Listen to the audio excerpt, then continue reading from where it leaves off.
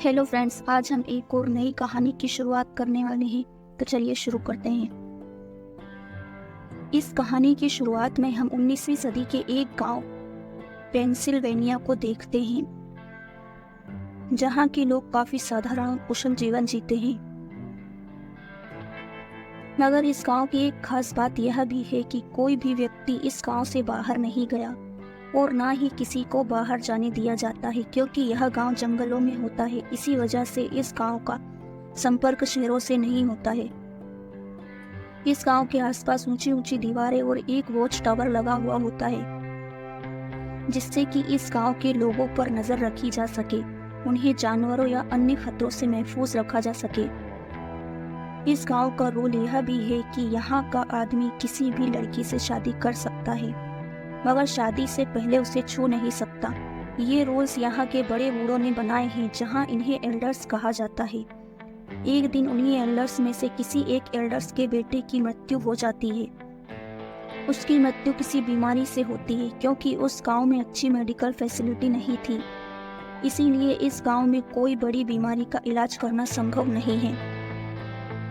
एक दिन सभी लोग साथ में बैठकर खाना खा रहे होते हैं, तभी जंगलों से अजीब सी आवाजें आती हैं, जिसे सुनकर सभी लोग डर जाते हैं। मगर यहाँ एक नोवा नाम का लड़का होता है।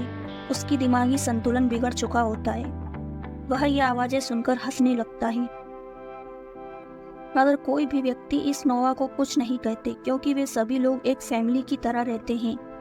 अगले दिन उसी गांव में एक जानवर का शरीर मिलता है, जिसे देखकर वहां के एल्डर एक मीटिंग रखते हैं और यह जानने की कोशिश करते हैं कि उस जानवर की मौत कैसे हुई होगी। वे लोग डिस्कस कर ही रहे थे कि तभी वहां लूसिस नाम का एक लड़का आता है। वो सभी एल्डर से गुजारिश करता है कि वे उसे यहाँ इस गांव से बाहर जाने दें, ताकि वह इस गांव में मेडिकल फैसिलिटी ला सके। मगर वे लोग उसे इस गांव से बाहर जाने से साफ साफ मना कर देते हैं, क्योंकि जब वे लोग इस गांव से बाहर निकलने की कोशिश करते थे, तब इस गांव के शैतान उन लोगों पर हमला कर देते थे। इसलिए उन शैतानों से बचने के लिए इस गांव के लोगों ने उनसे एक समझौता किया कि वे कभी इस गांव से बाहर नहीं जाएंगे और तुम भी कभी इस गांव पर हमला नहीं करोगे। वे लोग लूसिस को नहीं जाने दे सकते, इससे उनका समझौता टूट जाएगा और वे सभी फिर से उन शैतान से नहीं बच पाएंगे। मगर लूसिस को कोई फर्क नहीं पड़ता। वह यहाँ से निकलना चाहता था, मगर वे लोग उसे नहीं जाने देना चाहते। इसी गांव में आइवी नाम की एक लड़की थी, जो कि चीफ एडवर्ड एल्डर की बेटी थी। आइवी बचपन से ही अंधी थी, मगर वह जल्द ही चीजों को भांप लिया करती थी। आइवी नोवा को लेकर लूसिस के पास जाती है, जो कि मंजूरी न मिलने की वजह से उदास बैठा हुआ था। आइवी लूसिस से कहती है कि मैं जानती हूँ कि तुम मेरा हाथ क्यों नहीं पकड़ते, क्योंकि तुम मुझसे प्यार करते हो। और यह सच भी है कि लूसिस आइवी से प्यार करता है। लूसिस नोवा के हाथ में एक रेड कलर का फल देखता है, जो जंगल में पाया जाता था। दरअसल इस गांव में लाल रंग की कोई भी चीज नहीं लाई जाती थी। जब भी गांव में रेड कलर की कोई भी चीज दिखती थी तो उसे दफना दिया जाता था। तभी लूसी समझ जाता है कि नोवा जंगल गया था और नोवा की दिमागी हालत खराब होने के कारण शैतानों ने उसे कुछ नहीं किया। अब यह आइडिया आते ही लूसी फिर से एल्डर्स के पास जाता है और उन्हें सारी बात बताकर शहर जाने की अनुमति मांगता है, ताकि वह इस गांव में मेडिकल फैसिलिटी ला सके।